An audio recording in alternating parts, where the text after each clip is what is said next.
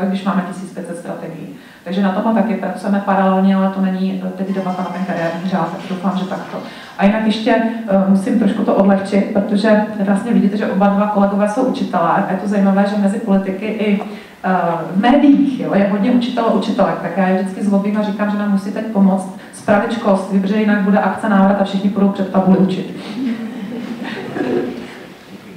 Tak dobře, děkuji moc, takže další dotazy, podněty. Dobrý den, Jaromír Pospíchal, jsem z základní školy tady v Brně. Já jsem se chtěl zeptat, v podstatě myslíme pozitivně. Já teďka přehodím na jinou výhybku a chtěl jsem se zeptat, jak je řešeno odvolací řízení při neúspěšné atestaci.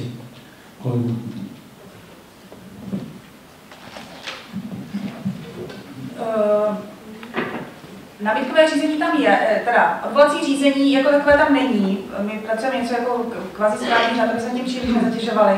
Nicméně bude to řešeno formou takzvaného námitkového řízení v ministerstvu, které bude moci zasáhnout v případě, že se v tom procesu vlastně na úrovni toho ředitele školy dějí nějaké výrazné neplechy, třeba z hlediska postupů, třeba, že atestační komise nebude mít určitý počet členů a takové ty věci, které jsou zjevné. Jinak si nedokážu představit, teda upřímně řečeno, že bychom z úrovně ministerstva nahlíželi takzvaně ředitelům pod ruku, nakolik ten učitel je nebo není kvalitní, to dost dobře z toho centra neumíme zařídit, ale určité námitkové řízení, aby ti učitelé se mohli případně odvolat a ozvat, že něco v té jejich atestaci se nedělo dobře, tak to tam máme ošetřeno jak pro ten druhý stupeň, tak pro ten třetí stupeň.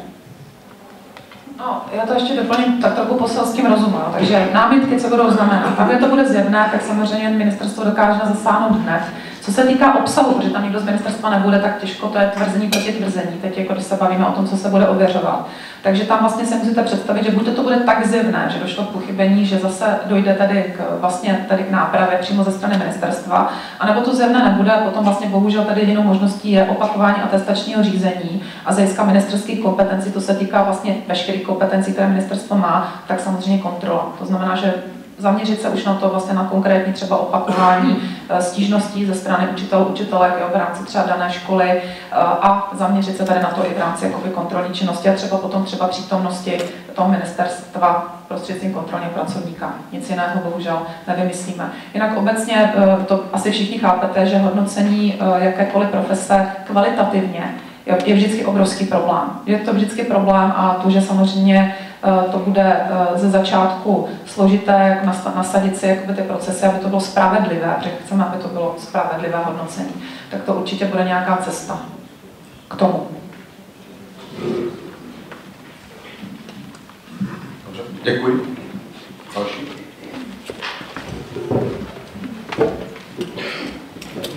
Dobrý den.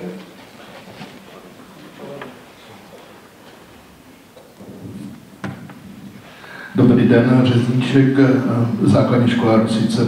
Já bych jenom požádal o upřesnění toho zkráceného období při přechodu na třetí stupeň. V materiálech jsou 4 a 5 let, tady bylo řečeno 3 a 4 roky. A jestli už je nějaká představa o výši poplatku za to atestační řízení na ten třetí stupeň. Děkuji. Tak, dobře.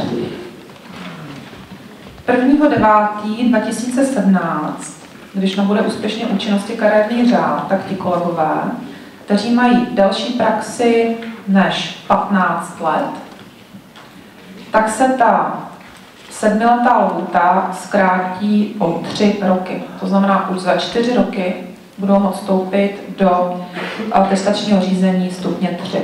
Ti kolegové, kteří mají 10 let praxe, nebo pardon, více jak 10 let praxe, k 1.9.2017, tak těm se zkrátí ta doba pro atestační řízení o 2 roky. To znamená, ti budou po 5 letech. A co se týká toho, jak moc je to tady pevná doba, tak to jsem vás prosila, jenom abyste dali mě zpětnou vazbu, jestli jo, to rozlišení 10-15 a to krácení, jestli to vnímáte, že to je v pořádku, nebo jestli dát třeba jen jednu lhůtu, jo, jak moc vlastně jakoby nastartovat ten systém z hlediska rychlosti. Jinak my máme vlastně ten start spojený i s tím, že Národní institut pro další vzdělávání vlastně je schopen ten první rok, dá se říct, odzkoušet jako kvalitativně, to opravdu bylo kvalitativní hodnocení, tak je jenom určitý počet kolegů. Jo. Takže my to máme docela nastaveno i na to, abychom to zvládli jakoby organizačně a začali vlastně celý ten systém startovat a překlápět směrem k tomu stupni 3. Jenom poprosím kolegu Pícla, jenom mi doplnil, s jakým počtem učitelů v té první fázi, ten první rok počítáme z hlediska přezkoušení na ten stupeň 3. Já mám pocit, že 1600, asi, jo, zhruba, to znamená, my počítáme v tuto chvíli s tím, že první vlastně skupina kolegů, kteří vlastně budou vstupovat do toho stupně 3, by měla čítat 1600 učitelů. Jo, vlastně ten první rok. Dana mě ještě doplní.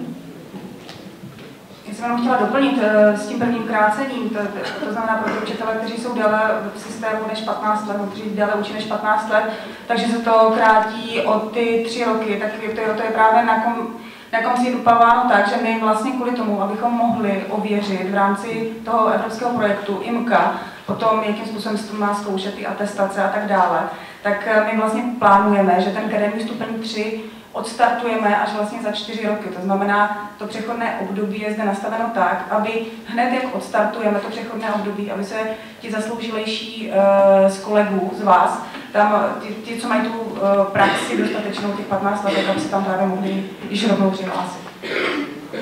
A z hlediska náběhu vlastně počítáme, že ten první rok vstupu by to bylo 1600 kolegů, tak to mám jako napočítáno. Jo. Druhý rok vstupu 3000 kolegů, třetí rok vstupu 3500 kolegů, čtvrtý rok 4000, pátý rok 4500, vlastně jak bude nabíhat ten stupeň 3.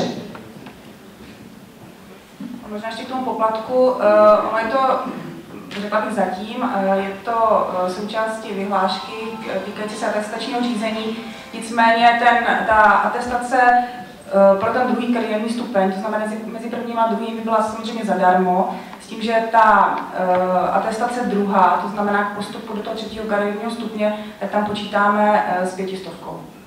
Je to součástí, jo, není to žádná jako velká, je to velká suma, jenom spolupodílení se na nějakých jako bazálních nákladech a mělo by to být součástí potom prováděcích předpisů. Zatím. Takže teďko pan kolega Támor. Dobrý den, Josef Valenta z Biskupského gymnázia v Brně. Já jsem se právě chtěl zeptat na počet těch učitelů v tom 3. stupni. Kolik teda, až se ten systém zaběhne, kolik počítáte, že tam těch učitelů bude percentuálně? A druhý dotaz, jak se staví paní ministryně k pozměňovacímu návrhu paní poslankyně Putnové ohledně zavedení sabatického roku? Děkuji.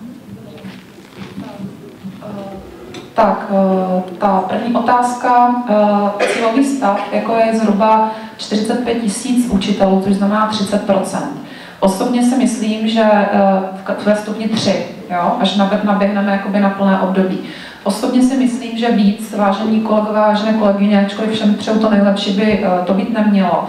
Protože jinak nám potom hrozí, že opravdu nepůjde tady o vynikající didaktik. Jo. Já jenom chci říct, že prostě každá profese má svoje a stejně tak, jak opravdu vynikajícími chirurgy může se stát přes všechno své úsilí jenom nějaký počet lékařů, vynikajícími legislativci nebo vynikajícími právníky, tak tohle musíme profesně prostě přiznat taky. A já mám velký zájem na tom, aby učitelská profese se víc jakoby profesionalizovala, víc byla ambicioznější jako taková. Jo, to znamená, víc jsme si sami i chránili to, že máme nějakou profesnost, máme nějakou kvalitu.